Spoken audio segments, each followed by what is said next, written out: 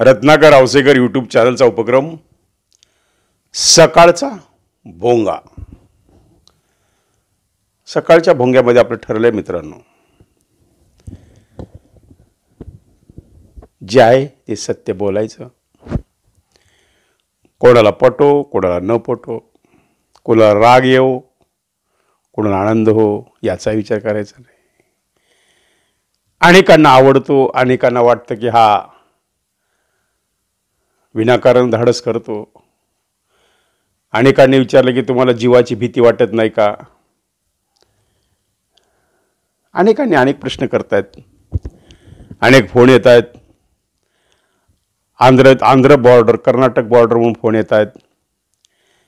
इकडं ठाणे, पालघर, धुळे, जळगाव इकडून फोन येत आहेत. आणि न जाणे काल सर्वांचं लक्ष ह्या लातूर शहराच्या निवडणुकीकडे लागलेलं आहे. यामागचं कारण काय? कारण काय असणार आहे मित्रांनो?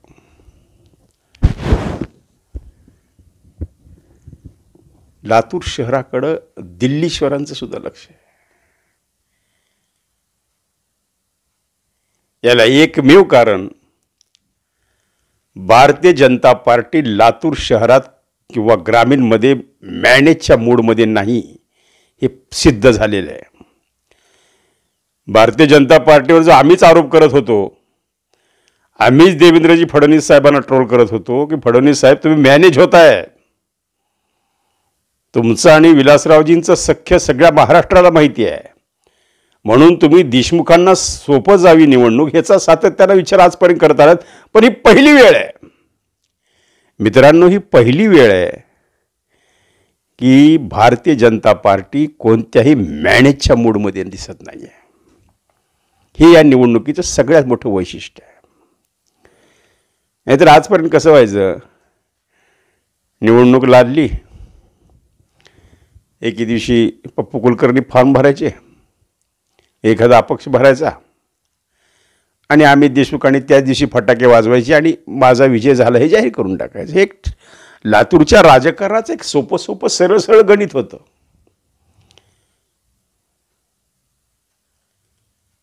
कारण कुठेतरी मॅनेज राजकारणावर आमची टीका सातत्याने गेल्या 6 महिन्यापासून चालू आहे. मी तर लोकसभेपासून म्हणतो, आणि लोकसभेच्या ज्या दिवशी श्रंगारेंची उमेदवारी जाहीर झाली, इकडे काळगीची उमेदवारी जाहीर झाली, मी त्याच दिवशी रिझल्ट सांगितला होता की काळगी हे प्रचंड बहुमताने विजय होणार आणि श्रंगारे पडणार. पुन्हा वापस सुरू झालं की श्रंगारे का पडणार. श्रंगारेंना मी सावध केलं होतं की श्रंगारेजी तुमचा खिसा कापायला लोक टपलेले आहेत, सावध राहा जरा.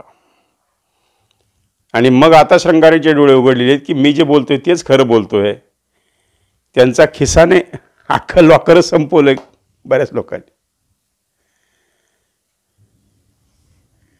हे राजकारण आहे, गजकारण आहे. जेवढं खाजवत जाईल तेवढं खाजणार आहे, जेवढं खोलात जाईल तेवढं खोलवर आहे.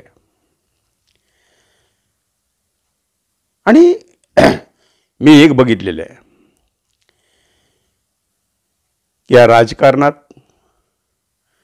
किती जरी लोकशाहीच्या गप्पा मारल्या, किती जरी स्वाभिमानाच्या गप्पा मारल्या, तर शेवटी राजकारण येऊन थांबतं अर्थकारणावर.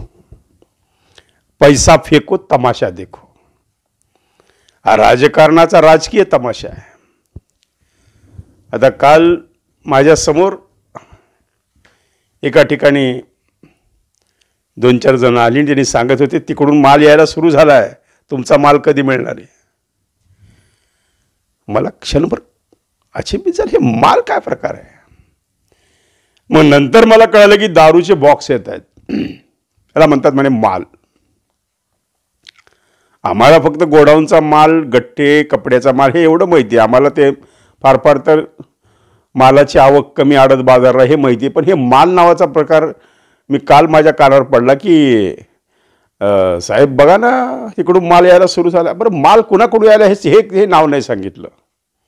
तिकडून माल यायला, तुमचा माल कधी मिळणार आहे. एक कार्यकर्ता दुसऱ्या कार्यकर्त्याला फोन करत होता, अरे त्या मालाचं काय झालं, तिथं पाठवलं नाही का माल अजून. म्हणजे ही लोकशाही आहे? दारू पाजून, बकऱ्यांचा बळी देऊन, मटणांचं वाटप करून, लोकांना खाऊ घालून 4 दिवस, ठीक आहे, आज खाऊ घालतायत तुम्हाला, एक लक्षात ठेवा. पण नंतर मात्र तुम्हाला जोड्याजवळ उभं करणार नाहीत हे राजकारणी लोक. त्यांच्या चपल्याच्या रूममध्ये तुम्हाला बसवतील आणि तुम्ही निर्लज्जासारखं त्यांच्या दारात जाऊन बसताल. मग ते रुबाबात बाहेर येतील आणि सरळ निघून जातील, तुमच्या तोंडावर धुळीचा फवारा मारून गाडीच्या. आणि त्यावेळेस तुम्हाला वाटेल, अरे मी त्यावेळेस यांची चपटी बुटी खाल्ली, काय चूक झाली. तो माणूस मला भेटायला तयार नाही, तो माणूस मला 2 शब्द बोलायला तयार नाही. हे घडतंय, ही शोकांतिका आहे राजकारणाची. आणि तुम्ही जर एखादं काम घेऊन त्यांच्या समोर गेला तर तो म्हणतो, अरे तू काही मला फुकट मतदान नाही केलं, माल दिलाय तुला, बॉक्स तुला विकत घेतलंय मी, तुझा स्वाभिमान मी विकत घेतलाय. का हेच अभिप्रेत होतं का डॉक्टर बाबासाहेब आंबेडकरांच्या घटनेला, संविधानाला? हेच अभिप्रेत होतं? एका चपटी बुटीवर तुमचा स्वाभिमान आपण विकणार आहोत? तुमच्या मताची किंमत 5-50 रुपये?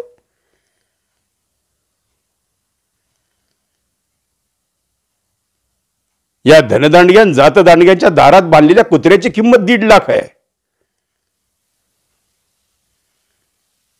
आणि तुमच्या मताची किंमत 1000 रुपये. लक्षात ठेवा, तुमची किंमत 1000, कुत्र्याची किंमत 1.5 लाख.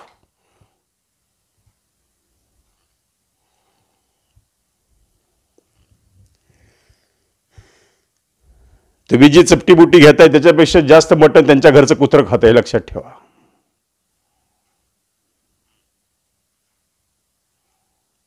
त्यांना माहीत झालेलं आहे, तुकडा टाकायचा आणि मतदान विकत घ्यायचं. हे फंडा माहीत झालाय सर्व राजकीय. मी एक ठराविक एक पक्षावरही बोलत नाहीये, तर एक महाराष्ट्रातल्या तमाम राजकीय पक्ष, राजकीय नेते, भ्रष्टाचारी नेते, स्वतःला फार श्रेष्ठ समजून घेणारे नेत्यांना बोलतोय मी. या लोकशाहीची, या मतदान प्रक्रियेची चेष्टा केलेली या लोकांनी.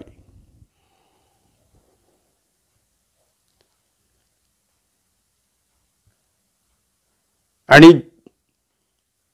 ज्या नगरसेवकावर भिस्त असते की हा नगरसेवक या वार्डातून त्या आमदाराला लीड मिळवून देईल, तोच नगरसेवक रात्रीतून विरोधी पक्षाला मिळतो. त्यांना याद्या पाठवतो की माझ्या वार्डामध्ये कोण कोण लोक विकल्या जाणार आहेत. मग ते लोक या नगरसेवकाच्या फंटरकडं, म्हणजे फंटरचं एक 4-5 झिनपॅन्टवाले, एक चपट्या केसाचे पोरं त्यांच्याकडे असतात प्रत्येकाकडं, प्रत्येक नगरसेवकाकडं. मग ते तिथं जाऊन तो माल आणतात. माल म्हणजे दारूचे बॉक्स आणि पैसे. यादी दिली जाते, विरोधी पक्षांना यादी दिली जाते. मॅनेज झालेल्या नगरसेवक त्या उमेदवाराला यादी देतो विरोधीच्या. दिवसा ह्याच्याबरोबर प्रचार करतो, ह्याच्या स्टेजवर असतो, याचे गुणगान गातो. पण यांची बॉडी लँग्वेज, यांचं बोलणं, यांचं भाषण आणि यांचा वावर आणि यांचा चेहरा स्पष्टपणे सांगून शकतो की हे धोका आहे, हे धोका आहे. या पक्षाशी प्रतारणा आहे. होय, मी देवेंद्र फडणवीसच्या हॉटलाईनवर बोलतो, मी डायरेक्ट बोलतो, कारण बोलतो, प्रत्येकाचे काही संबंध असतात, काही सूत्र असतात, बोलतो मी. आणि मी त्यांना स्पष्टपणे सांगितलंय की देवेंद्रजी, तुम्ही लढता इमानदारीनं, तुम्ही मॅनेज न होता तिकीटं दिलेली आहेत, तुम्ही सगळं काही केलेलं आहे, पण ही जी असंतुष्ट आत्मे, यांचं काय करायचं? आणि आम्हाला तर अशी माहिती मिळाली की या असंतुष्ट आत्म्यांना तंबी देण्यात आलेली पक्षश्रेष्ठीकडून की बेट्यानो, तुझे खाली जर काही गडबड झाली, ज्या वार्डातून लीड कमी येईल, ज्या वार्डात धोका बसला अशी शंका येईल, त्या वार्डातल्या तत्कालीन आत्ताच्या विद्यमान नगरसेवकांना भोपळा द्यायचा, त्याला तिकीटच द्यायचं नाही, त्याला पुणे म्हणून नगरसेवकाचं तोंड बघू द्यायचं नाही.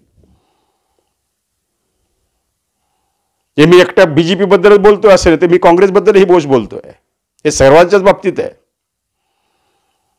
घर के भेदी आमची माती आमची माणसं दिवसभर यांच्यासोबत प्रचारात असतात आणि संध्याकाळी आमच्याशी फोनवर चर्चा करतात की दादा अब आएगा मजा, दाल दया कुछ तो गडबड है. तर या असंतुष्ट आत्म्यांना वाटत असतं की आम्हाला कोण पाहिले. पण एक लक्षात ठेवा, दिल्लेश्वरांचे CCTV कॅमेरे मानव रूपानं तुमच्यावर नजर ठेवून आहेत.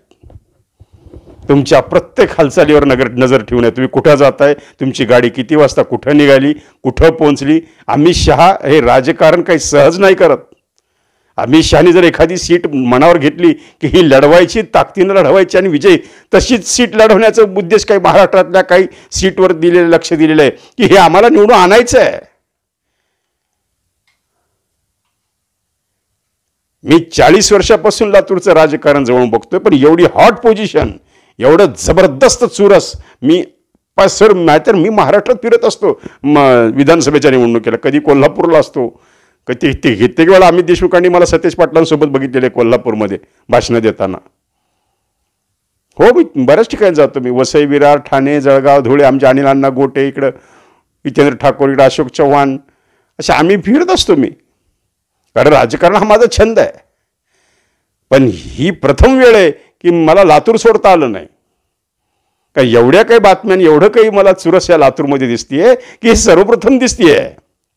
आता कोणी म्हणतं 67ची क्रांती आहे, कोणी म्हणतं 95ची क्रांती आहे. पण कालचं आंध्र प्रदेशच्या उपमुख्यमंत्र्यांना तरुणांनी दिलेला प्रतिसाद हा अभूतपूर्व आहे. काँग्रेसवाल्यांच्या झोपा उडालेल्या आहेत. तरुण बिचकला. एक लक्षात ठेवा, आजकालचा स्वाभिमानी तरुण ज्याच्या हातामध्ये गुगल आहे, ज्याच्या हातामध्ये मोबाईल आहे, अँड्रॉइड मोबाईल, सगळं जग त्याच्या हातामध्ये सामावलेलं आहे. एका मिनिटात त्याला अमेरिकेत काय चाललंय इथं बसून कळतंय. या जगाचा अभ्यास या आजकालच्या तरुणाला झालेला. आज 5वीतला 6वीतला पोरग फार हुशार झालेला, फार चाणाक्ष बुद्धिमान आहे. आता पूर्वीसारख्या अफवा वगैरे याच्यावर काय विश्वास राहिलेला नाही. आता जे आहे ते सत्य बाप दाखव, नाही तर श्राद्ध घाल. आता भूलथापा बंद. आता लोकांची दिशाभूल बंद. लोक घराणेशाहीला सुद्धा कंटाळलेली आहेत. का त्याचाच हा परिपाक आहे?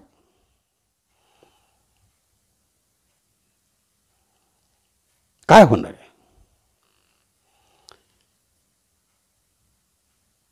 या महाराष्ट्रात काहीतरी अभूतपूर्व चित्र निर्माण होण्याची शक्यता मला निर्माण वाटते. आणि आघाडी सरकार ज्या पद्धतीनं लोकसभेला नरेटिव्ह पसरण्यामध्ये यशस्वी झालं, त्या पद्धतीनं विधानसभेला नाही. विधानसभेला मला बॅकस्टेजला दिसतंय, बॅकफूटवर आलेलं आहे. कारण संविधानाचा मुद्दा फेल गेलेला आहे. बदलणार बदलणार बदलणार ते मोदींनी सिद्ध करून दाखवलेलं आहे की आम्ही कोणत्याही संविधानाला धक्का लावणार नाही. लातूरमध्ये तर फार गंमत आहे. मी विनोद खटकेंशी बोललो. विनोद खटकेनं सांगितलं की माझी लढाई आता अमित देशमुखांशी नाही म्हणले, माझी लढाई आता डायरेक्ट अर्चनाताई पाटलांशीच आहे आणि भाजपशी आहे. भाजप 2 नंबरला राहणार आणि 1 नंबरला विनोद खटके राहणार. माझ्या डोक्याचा खटकाच उडाला. हा काय चमत्कार आहे? मी अनेक राजकारण बघितलं, पण एक अपक्ष माणूस, अपक्ष म्हणायचं ना त्याला, म्हणजे आता वंचित म्हणजे असं जरी बॅनर असलं तर त्या मानानं थोडीशी शक्ती आम्हाला काँग्रेसच्या तुलनेत आणि भाजपच्या तुलनेत थोडी वंचितची शक्ती थोडी म्हणजे फक्त बाळासाहेबावरच अवलंबून आहे. आणि बाळासाहेब आजारी आहेत, तरी पण बाळासाहेबांनी हॉस्पिटलमधून आदेश दिले, सर्व कार्यकर्त्यांना मनोबल दिलेलं आहे. सुजात फिरतायत आणि सुजातच्या सभेंना मिळणारा प्रचंड प्रतिसाद मी माझ्या डोळ्यानं बघितलेलं आहे. 5-5 हजार तरुण सुजातला भेटायला तडफडतायत. म्हणजे बाबासाहेब आंबेडकरांचा करिश्मा किती वर्ष जिवंत राहणार, किती पिढ्या जिवंत राहणार आहे. आणि राहिलाच पाहिजे. का नाही राहायचा? राहिलाच पाहिजे.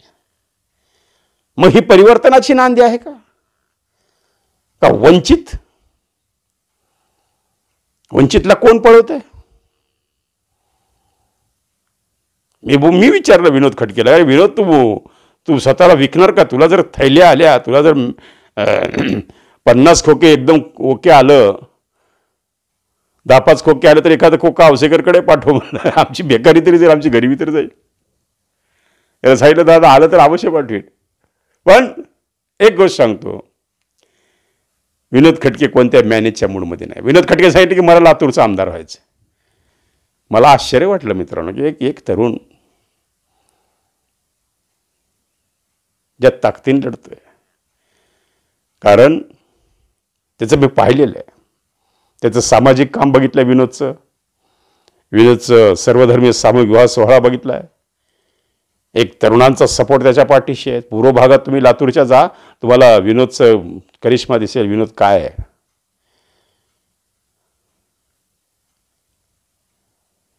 या विनोदच्या अंगातला स्वाभिमान जागा झाला. आणि विनोद जर खरंच तू स्वाभिमानी आहेस तर तू सिद्ध करून दाखव.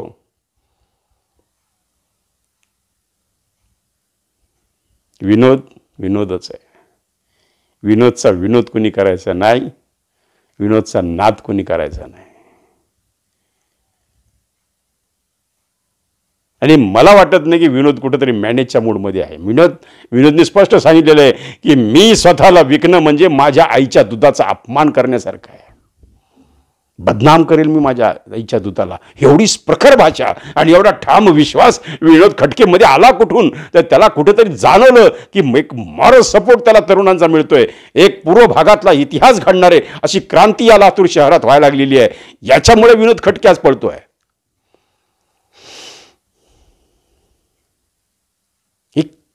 आता मला असं समजतं की मी का बोलतोय, काही गुपित तुम्ही बाहेर का काढतोय.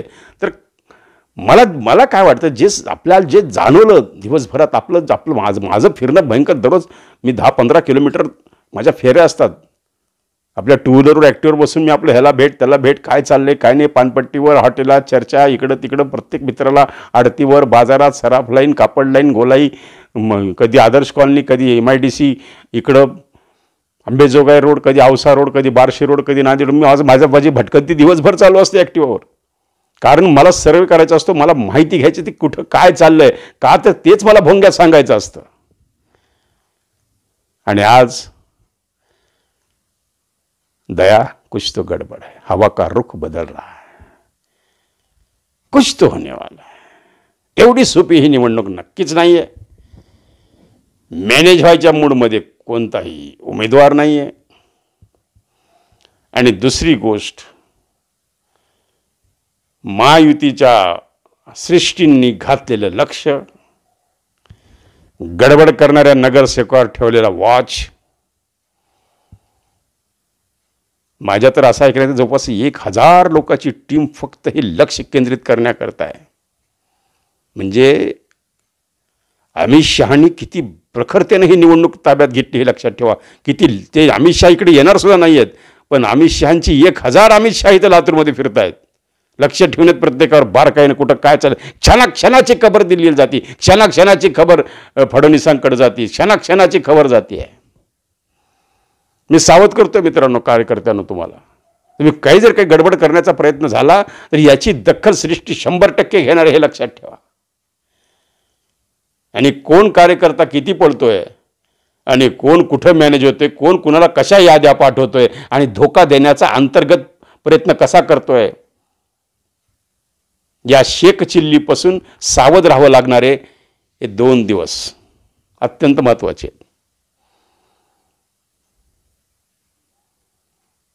कारण शेख चिल्लीची गोष्ट तुम्हाला माहिती आहे, उलट फांदीवर बसला आणि आपलं झाड तोडायला लागला, स्वतः त्यात पडला. तर तशी परिस्थिती या गद्दार नगरसेवकांची होणार हे लक्षात ठेवा. हे मी स्पष्ट जाणीवपूर्वक बोलतोय. त्या नगरसेवकांना रागाला हरकत नाही. मला काही राजकारण करायचं नाही, मला काही कोणाच्या दारात तिकीट मागायला जायचं नाही, आणि मला काही कुठं भ्रष्टाचार करायचं नाही, गट्टीत आणि डांबरं सडकत खायचं नाही. मला काय करायचं, मला फक्त लोकांशी खरं खरं बोलायचं आहे. यालाच तर म्हणतात सकाळचा भोंगा. जे आहे ते स्पष्ट.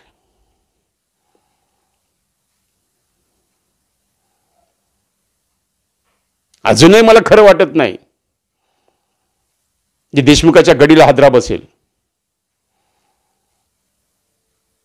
अजूनही यावर माझा विश्वास बसत नाही की हे कसं शक्य आहे. एवढ्या मोठ्या साम्राज्याला कसं कारण मला असं जाणवले की आता लातूरकरच्या जनतेनं निवडणूक हातामध्ये घेतली. आता हे तुमचे फंटर संटर चपटी बुटीवाले आता काही त्याचा उपयोग चालणार नाही. ह्या पूर्ण टेम्पोचं सुरुवातीपासून इथं पकडलेला आहे. तो टेम्पो कमी व्हायचं नाव घेत नाही. आणि आज तर शेवटचा दिवस आहे प्रचाराचा. आणि रात्रीचं खेळ चाले हे सुरू झालेलं आहे. मी तर काल परवा सांगितलं होतं की उठा उठा लक्ष्मी आली दरवाजे उघडे ठेवा. 15,000 लोकांनी तो व्हिडिओ बघितला आणि 15,000 लोकांचे दरवाजे उघडे आहेत. बघा कोणाकोणाला काय द्यायचे कोके बिके द्या.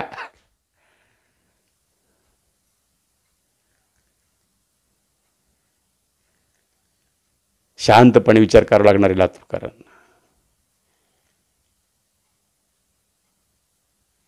आणि मी एक बोलतो, मी काही कुणाच्या पक्षाची सुपारी घेतलेली नाही. मी काही कोणाचा नेत्याचा प्रवक्ता नाही. मी काही कोणत्या पक्षाचा प्रवक्ता नाही. पण मी एक सामान्य नागरिक आहे. डॉक्टर बाबासाहेब आंबेडकरांनी घटनेतला संविधानातला लोकशाहीतला जो अभिव्यक्ती स्वातंत्र्य ते त्याचा वापर करून मी माझे 2 शब्द तुमच्यासोबत टाकतोय. मित्रांनो, मी कोणत्या पक्षाचा प्रचार ह्याचा मी बिलकुल करत नाही आहे. ह्याचं मी जाणीवपूर्वक तुम्हाला सांगतोय. फक्त मला जे दिसतंय ते मी बोलतोय.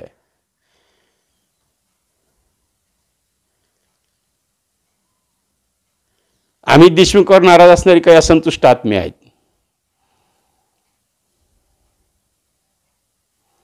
त्याच्यापासून सुद्धा अमित देशमुखांना सावध राहावं लागणार आहे. भाऊलाही सावध करतोय, ताईलाही सावध करतोय, मी भैयालाही सावध करतोय. हे भैयासोबत दिवसभर फिरणारे भैयासोबत काय करणार ते आम्हाला दिसायला लागलेलं आहे. आणि ताईसोबत दिवसभर जे फिरणार ते ताईसोबत काय करणार हे आम्हाला दिसायला आहे. त्यामुळे ताईन भैया दोघे सावधान राहा. आणि याचा फायदा नक्कीच खटकेचा खटका उडायला कारणीभूत ठरणार आहे. आणि आश्चर्य वाटून घेऊ नका जर खटके आमदार झाला लातूरचा तर. काहीही होऊ शकतं. राजकारण आहे इथं, काहीही होऊ शकतं. राजकारणात कोण कुणाचा मित्र नाही, कोण कुणाचा शत्रू नाही. इथं फक्त 50 खोके एकदम ओके कार्यक्रम असतो. रात गए बात गए चलो हो जाए. फार जवळून पाहिलं मित्रांनो राजकारण मी. कोण कधी बदलेल, कुणाची नियत कधी बदलेल आणि कुणाचं भाग्य कधी बदलेल काय सांगता येत नाही. बरोबर आहे का नाही? आणि म्हणून हे थोडंसं मनातलं तुम्हाला बोला वाटलं मला की जे दिसतंय, जे घडतंय, अनेक असंतुष्ट आत्म्यावर नजर ठेवू नये. काँग्रेसचे लोक आहेत आणि भाजपचे लोक आहेत.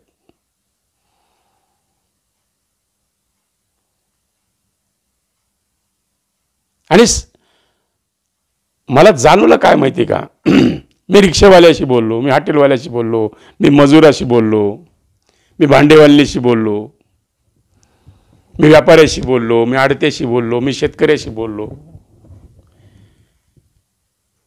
प्रत्येकाशी बोलतो. आणि प्रत्येकजण एकच बोलतोय,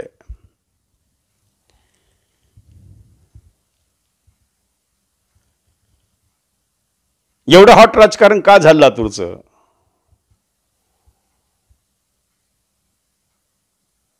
आता काल कुठेतरी चर्चा झाली की शिवराज पाटील ज्यावेळेस मतदान केंद्रात जातात, मशीनच्या समोर उभं राहतील आणि मशीनवर पाहतील तर हात चिन्ह दिसेल म्हणे. तर त्यावेळेस त्यांना काय वाटेल? ते त्या हाताकडे बघून म्हणतील, ए हात देवा मला माफ कर. 50-60 वर्ष मला लाल दिवा दिला, मला माफ कर. त्याची माफी मागतील आणि काय करायचं ते करतील. कारण त्यांना त्या सिम्बॉलमध्ये काही बऱ्याचशा काही घटना दिसायला लागतील. हे कोणी पाडलं, कसं पाडलं,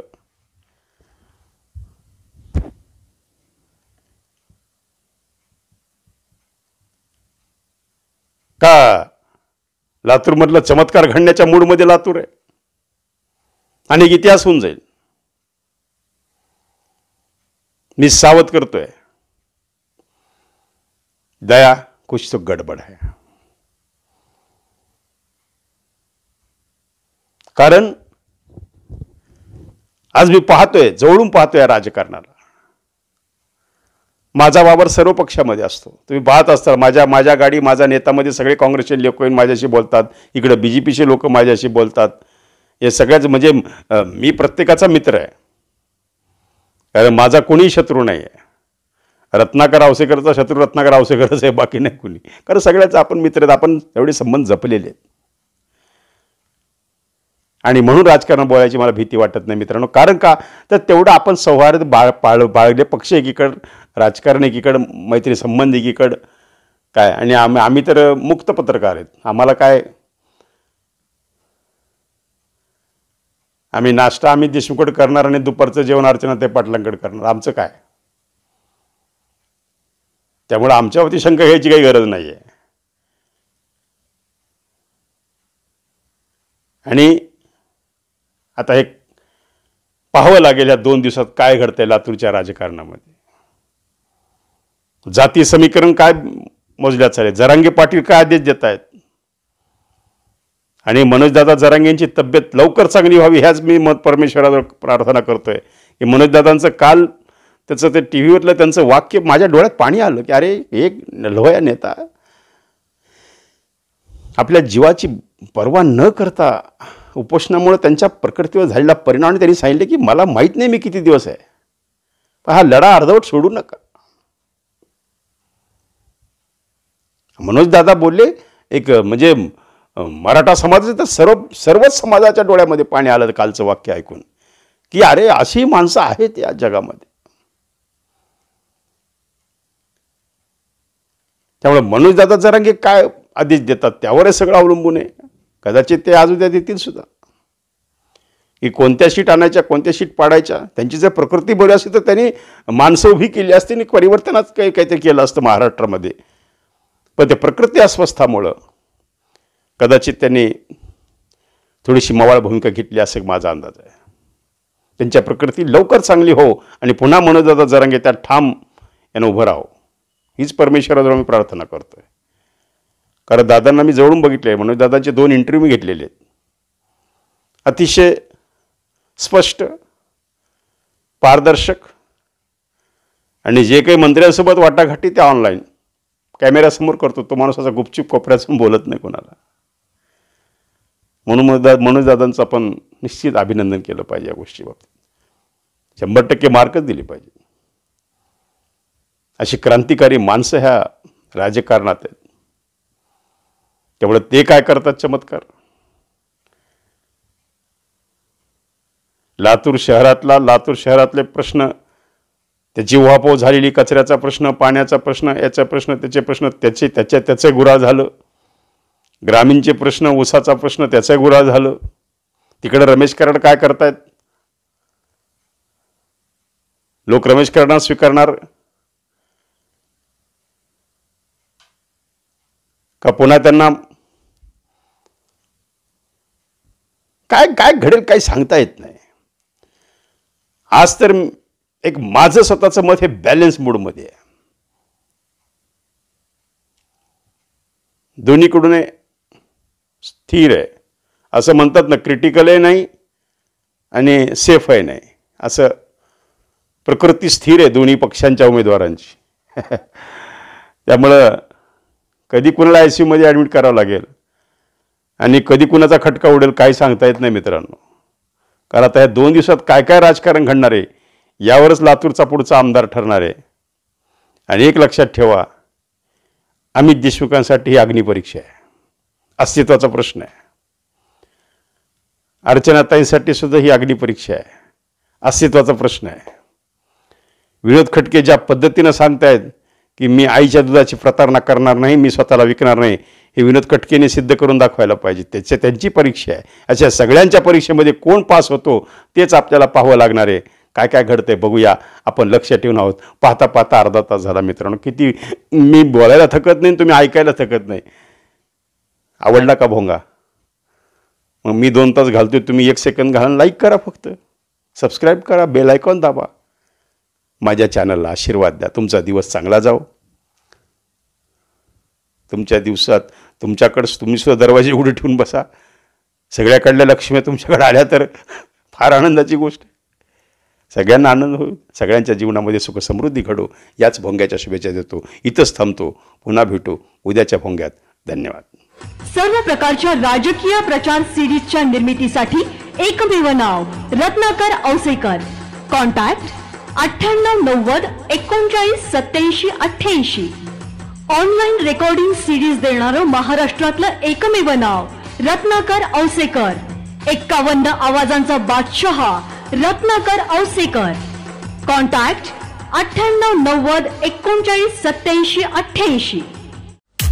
आवाजाचा बादशाह रत्नाकर औसेकर यांच्या YouTube चॅनलला लाईक करा, सबस्क्राईब करा आणि आपापल्या ग्रुपवर शेअर करा.